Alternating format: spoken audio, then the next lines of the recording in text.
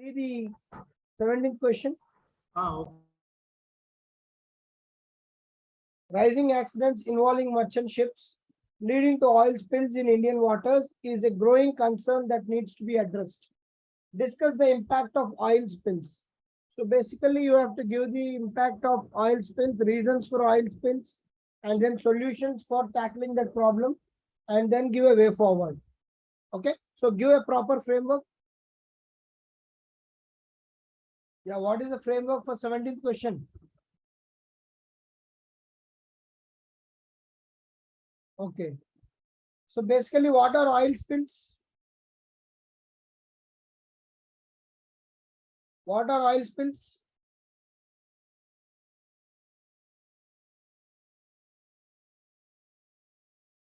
Yes, what are oil spills? Oil spill refers to an event where a merchant ship, okay, merchant ship or any object, as a matter of fact, is going to release uncontrolled way. The oil is being released into water. Okay, here when merchant ships undergo an accident or they collide with each other, and when one of the ship is carrying significant amounts of crude oil, that situation is called an oil spill into the waters. So you can give an example, recent example. Even before that, there was a collision, and then recently in the Indian Ocean near Sri Lanka, there was a oil spill, very bad oil spill. So you can introduce with that example, and then first you can start with the impact of oil spill. The core demand of the question is the impact of the oil spill. What are the impacts of the oil spill? The first thing is, we know that oil forms a kind of layer on the water surface, which will make the aquatic animals to have a situation where they cannot take oxygen from the outside. So that layer will block the oxygen. So it will impact the plankton and the animals or the aquatic life of the ocean. So that is the first thing. Second thing, if there is an oil spill, the local population is severely disturbed because this oil tends to come to the shore and damage the coastal areas. And second thing,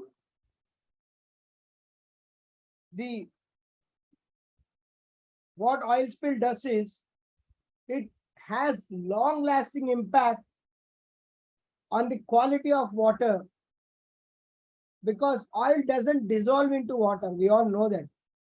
So oil stays on the periphery of the water. So that oil spill stays for a very long time inside the water. So as a result, what happens is, the water quality becomes contaminated and the water as such becomes toxic. Okay. And then the plankton in the coastal lines, like the coconut trees or the mangroves, all these trees are impacted by oil spills because they take this water and they also get disturbed. And the hydrological cycle, because we all know the water is evaporated, then converted into the clouds, and then it comes comes down as a precipitation. But when there is oil spill, the hydrological cycle is also impacted. The hydrological cycle is also impacted. And also, an oil spill impacts the marine traffic. The oil spill impacts the marine traffic.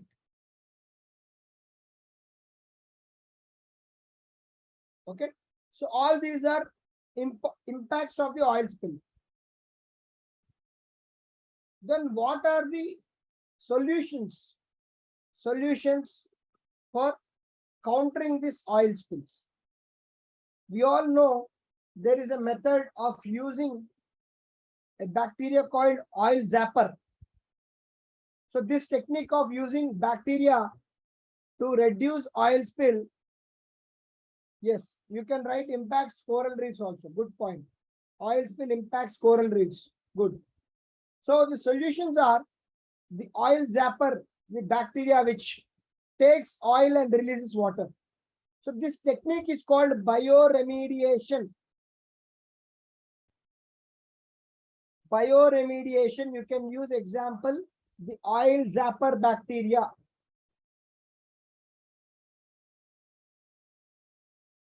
Okay. And then you can use devices called skimmers. You can use devices like skimmers, which segregate the oil and water. And you can make the water treated with chemicals and remove the oil content from the water. And you can have separation. You can separate that oil film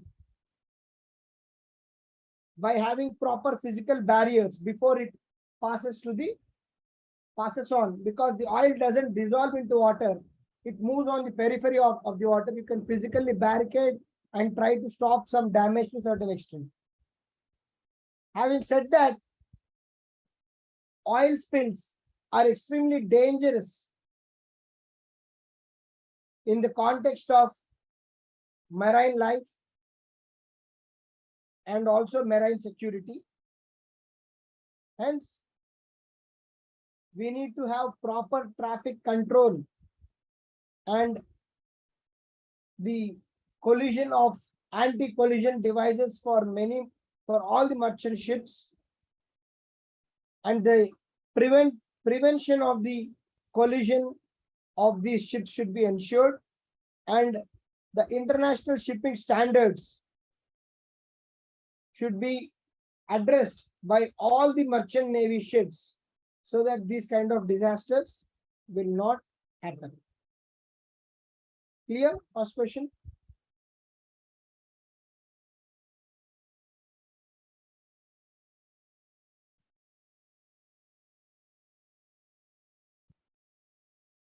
So preventive approaches are following the protocols. How will you prevent collision of ships, Sumant?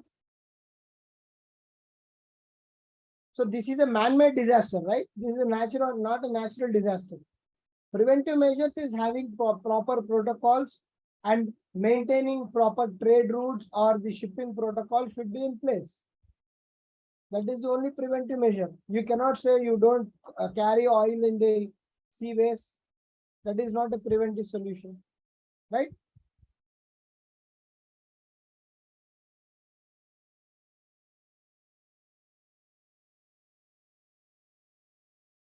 Clear?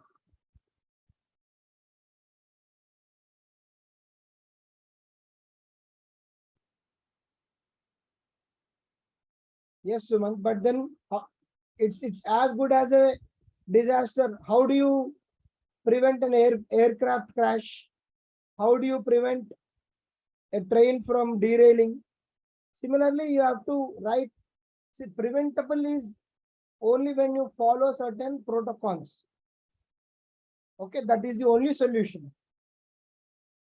And that's why I said we should have anti-collision mechanisms in the ships, so that when the ships approach each other closely, immediately their routes are diverted.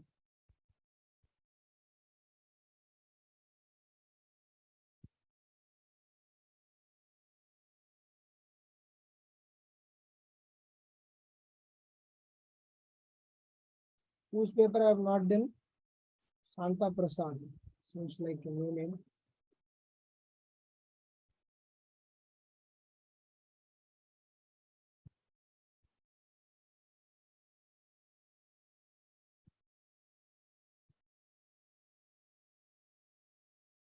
Good. That's a good introduction.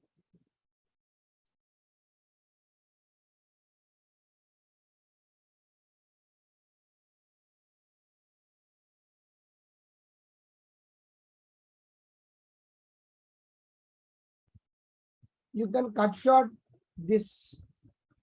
You can, if you have written the reason behind,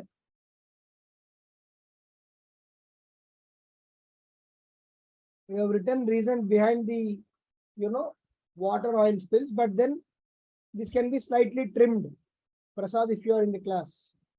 Okay.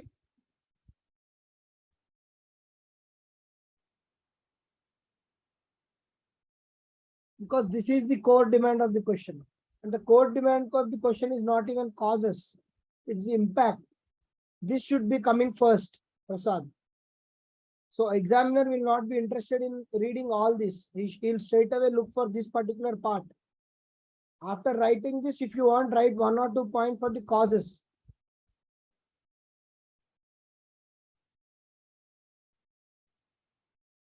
First, you should come to the impact of the oil spills. It's not only impact on the marine environment, it's on the surroundings also. Okay, good. The points are good. Okay, you have tried to give economic impact also. Yes, solutions are good.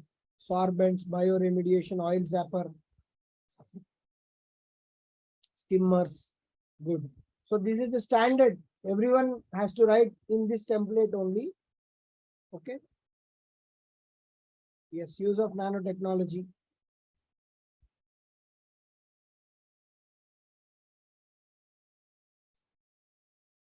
See, you have to try to, in the conclusion, try to give a picture of what are the preventive mechanisms, because we are addressing the issue, what after oil spilling, but what to do from containing oil to spill is a much bigger issue.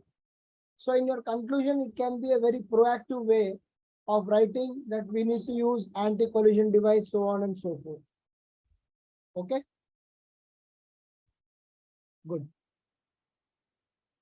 See the 18th question and give the context. Yeah. Discuss the weakness of civil defense in the context of disaster management and suggest measures for its improvement. Also suggest measures to prevent such disasters. So multiple questions. Yeah. Rajni, good framework. Good.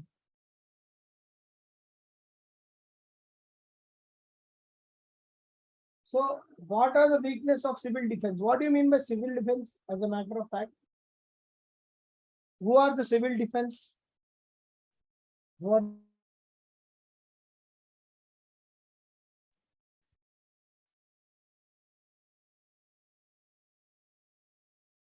Civil defense?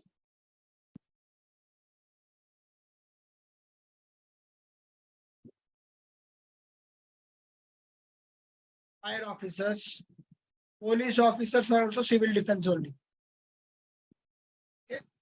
Local police, yes, trained volunteers for emergency evacuations. So basically these are civil defense guys. So the question is, what is the weakness of the civil defense in the context of disaster management? First part. So you have to write the weaknesses, measures for improvement, measures to prevent disasters, and government initiatives, if any, and then conclusion. So be careful with regard to these kind of questions, because you might have thought that you have written the entire answer, but there is a possibility that you may skip some part of the question and ultimately you may not receive the full marks or the best marks for this particular question. Okay. So what is the first thing? In this context, you have to give who are the, it is a 150 word answer, but still you have to mention all the side headings. You may write only 1 or 2 points for each and every side heading, but you have to mention all the side headings, Jitendra. Okay. Yes, sir. So you can start off with explanation as to who are the civil defense uh, functionaries. You can say that the civil defense functionaries include the home guards, fire officers, local police, okay, who are generally the first line respondents to any public issue as such. Okay, and then what are the weaknesses? Okay, weaknesses of the civil defense. First thing is disasters are sometimes very specific and demand such a specific training. So civil defense employees may not have training in attempting or fighting those disasters.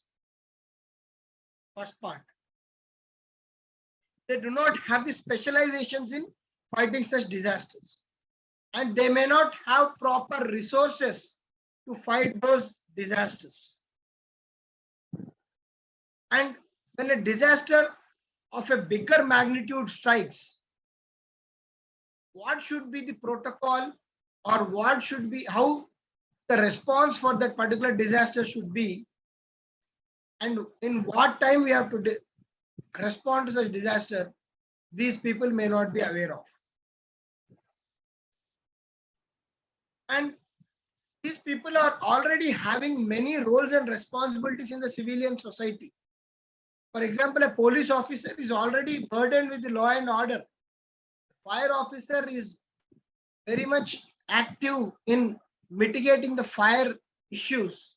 Home guards have their own role and responsibility. To further expect them to go and do the disaster management is a very big burden and a demanding task. And these civil defense agencies are under multiple controls.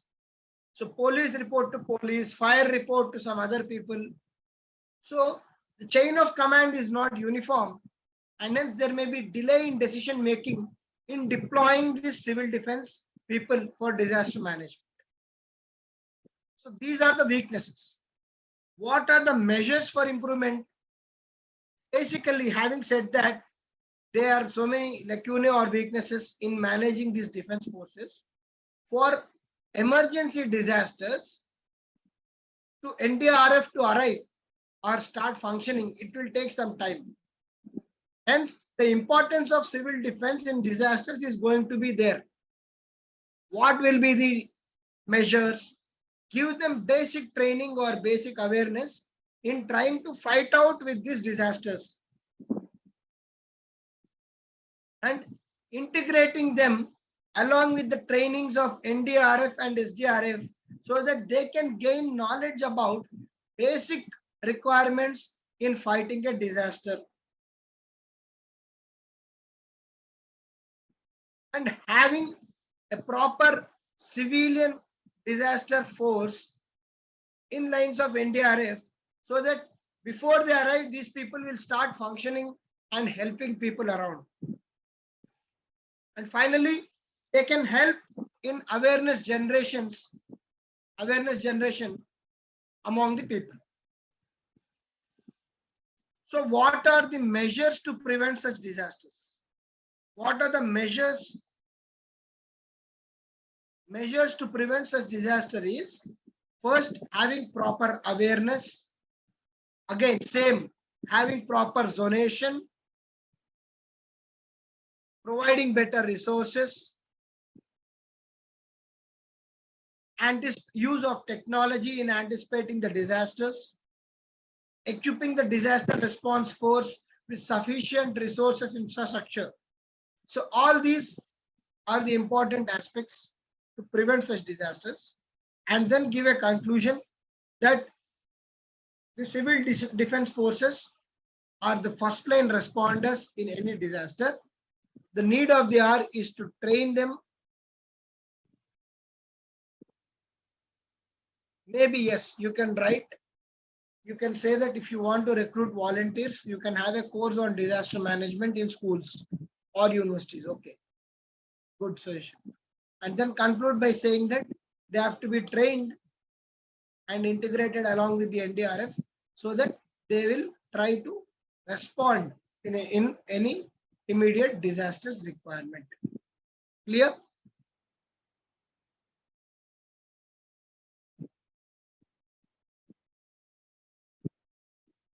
Who has written this?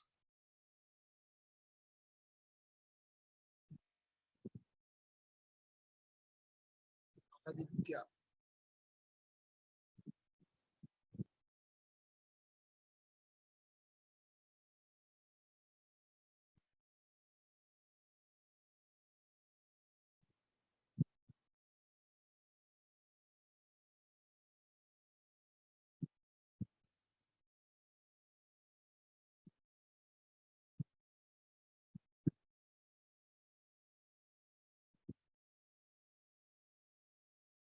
Okay, good points.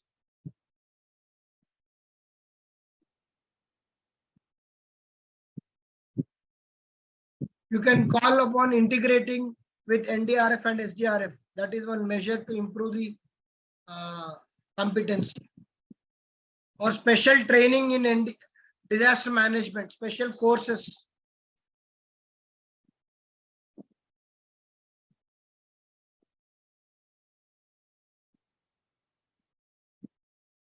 Good.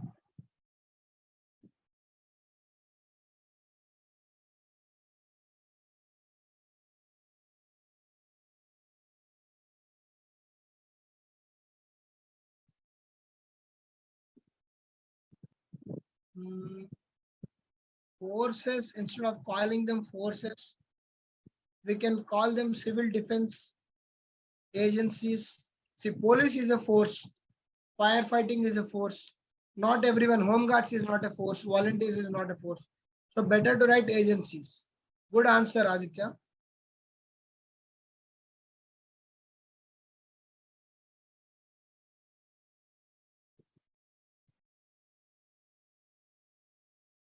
See the 19th question. Explain the National Disaster Communication Network and India Disaster Resource Network. Do you think both the terms are merely proverbs in India's approach towards disaster management? See the 19th one. Very factual question, I would say. I don't think such questions will come in UPSC, but just try it. So see the question. Explain National Disaster Communication Network, NDCN, and IDRN, Indian Disaster Resource Network. Do you think both terms are merely probes in India's approach towards the disaster management? So first, explain what is NDCN, then IDRN, then if there are any similarities or if there are any differences, and what is their aim and objective, and finally conclude. Okay. So that is the demand of the question. How they can be improved is the question. So basically, what is this National Disaster Communication Network, NDCN?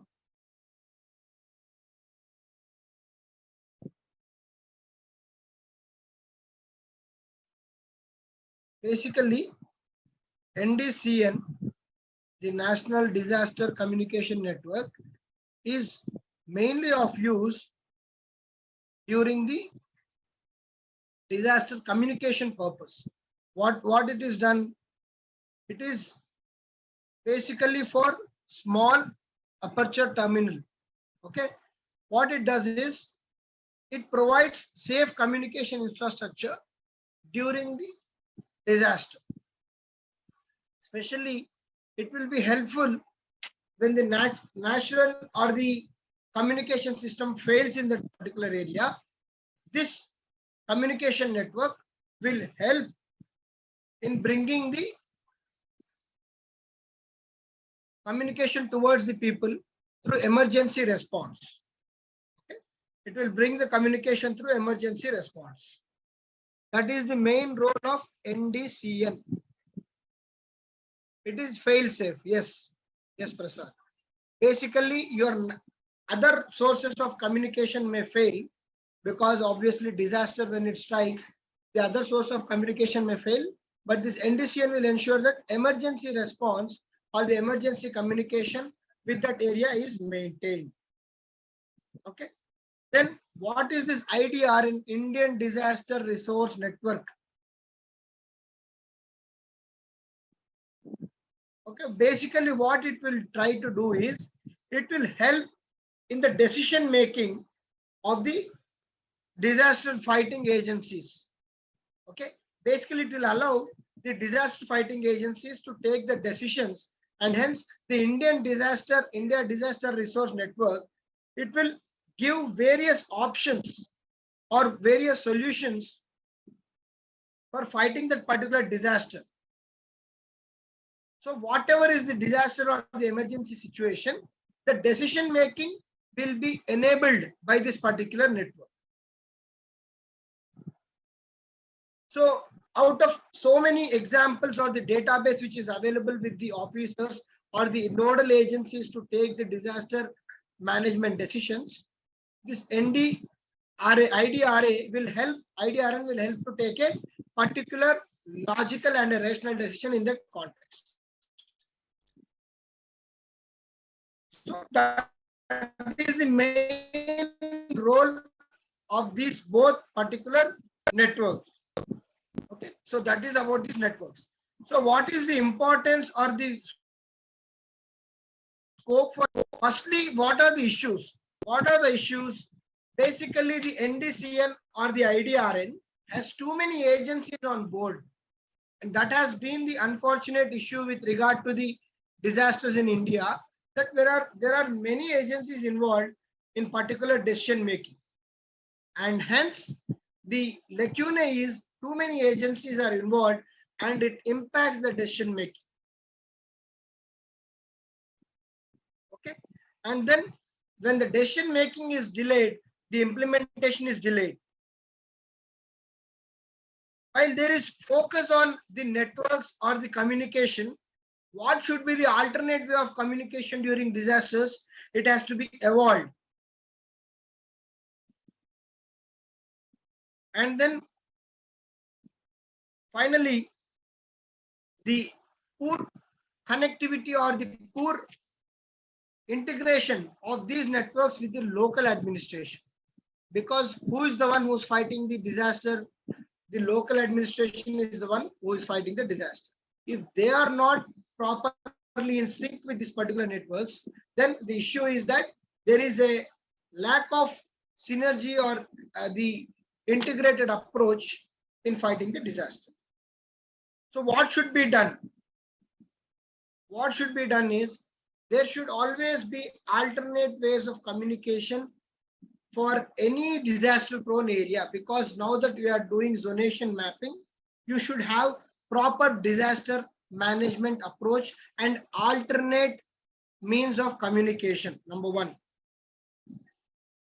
Okay, and then trying to use more of radio waves and other based networks which can help the disaster prone areas, and then having all the agencies under one umbrella. Again, you can give a solution of having exclusive focal point or single point of contact for fighting the disasters.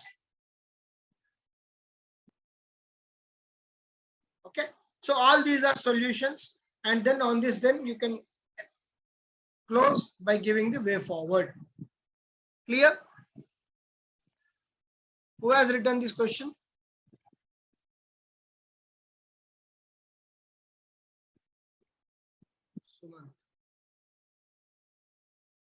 Suman, you have written?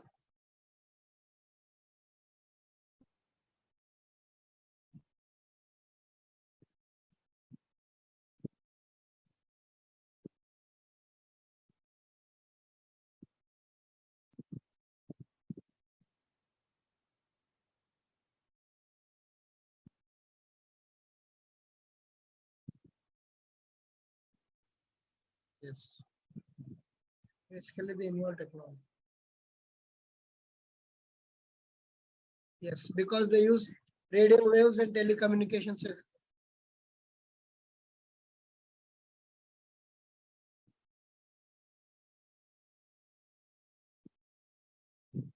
Yes.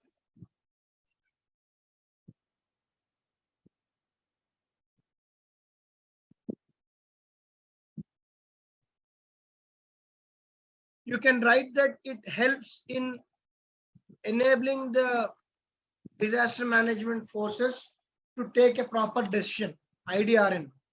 Okay, you can write that also. And then way forward can be what we have discussed, Suman. Way forward has to be futuristic oriented. And you have to write the issues also. You have not written the issues. What are the issues? They are asking you is are they only on the paper? Or is that something we can do about it? So you can write something about the issues and then solutions in the form of way forward. You have written very good points about these agencies, no doubt. But the question is not only about the agencies, it's about the issues and then probable solutions in the form of way forward. Clear? Clear? See the 20th question. I think we have done this just yesterday. It's an indirect way of asking what is the proactive and reactive approach. Do you agree? Short term and long term is the same thing. Very similar question as to what we did yesterday, but still write the framework. So the approach for this question is again something what you have written yesterday. That is the reactive versus proactive. Similarly, you have to write what is the short term versus long term. Need to shift, weakness associated. Yeah. What is the basic need to shift and why we need to shift from short term to long term? Okay, that is important. So what you will say, the national policy should reflect a paradigm shift in disaster management from a short term to long term perspective discuss. So basically, we can start off with the introduction about how India is prone to disasters. Being in a certain geography, India is obviously prone to many disasters, and the need to move towards the disaster centric approach is need of the hour.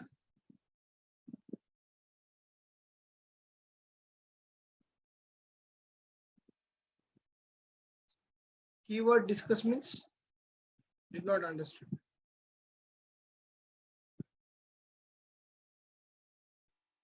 What do you mean by keyword discussion, Aditya? Sir చివరిలో discuss అని ఉంది కదా అది positive negative ఎట్లా include చేయాలో వద్దండి. Okay. You are trying to ask about the question, right? Okay. See, the tagline discuss means the statement you have to in detail analyze. Okay, for example, the national policy should reflect a paradigm shift in the disaster management from a short-term to long-term perspective. This is the statement. And the tagline is discuss.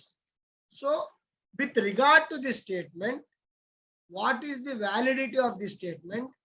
What is the importance of the statement? What is the context of the statement? You have to elaborate or discuss. If they say critically examine, okay, for this question it may not be relevant, but if they say critically examine, the given statement, you should give the positive side of it, you should give the negative side of it. You should give the positive and negative side and then give a conclusion or way forward. For example, if the question is like, we don't require disaster management, critically examine. So then you should give why we don't require disaster management, why we require disaster management, and then in the way forward, whatever is the your way of approach for that particular statement, you have to reflect and justify. Here discuss means this particular statement should be discussed in detail. Clear?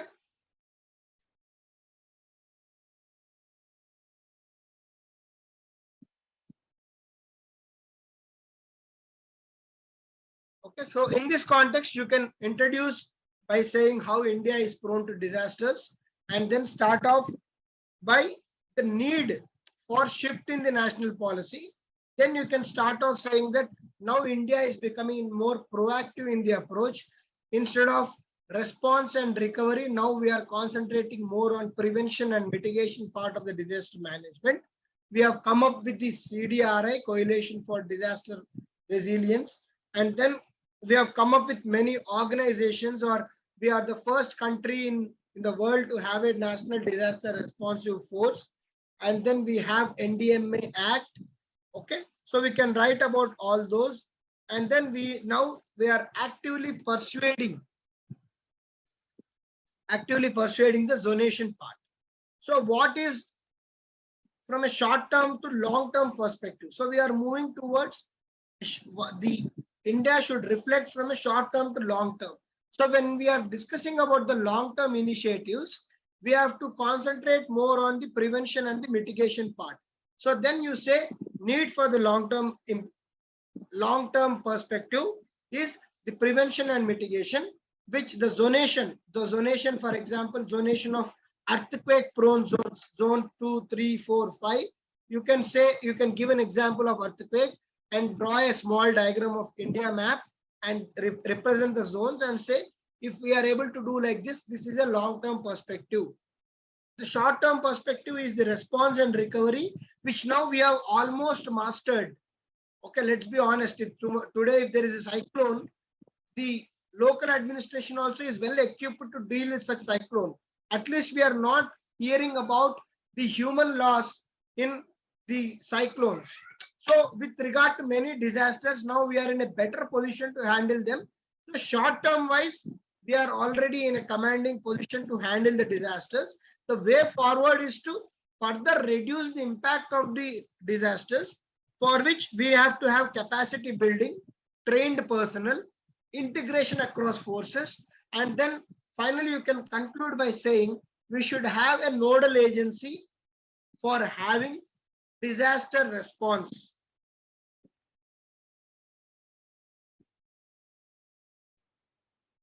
Okay, and then maybe in the conclusion you can also write about the climate change, which is very evident, and hence this is going to impact our disasters. And the way forward is that we have to be ready to fight the disasters in a much advanced way than to react. So instead of react, we have to be proactive and try to fight them. Clear? Who has written this? Ranjani, you have written that? Rajni?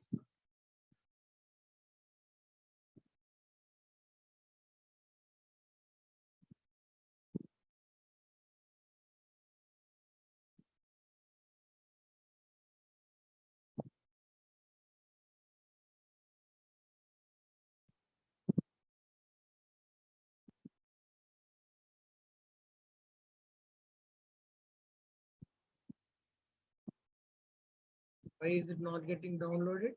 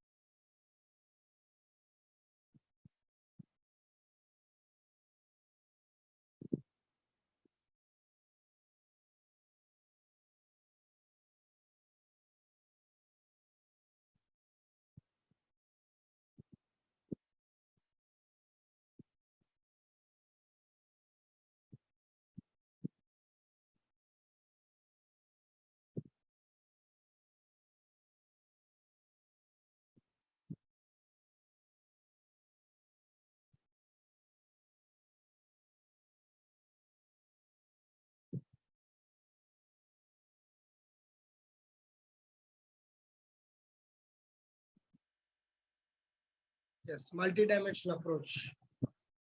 Yes, postmortem, no institutional mechanism, paradigm shift. Yes, we have come up with many institutions to fight disaster. We have proper funds, disaster management funds. Yes, civil defense was strengthened. So you're bringing up that. Yes, disaster risk indexing, signing off. Yes, Sendai framework.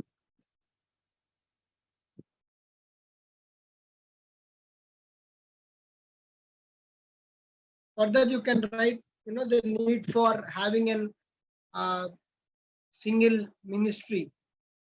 You have written separate disaster ministry in the conclusion. Yes.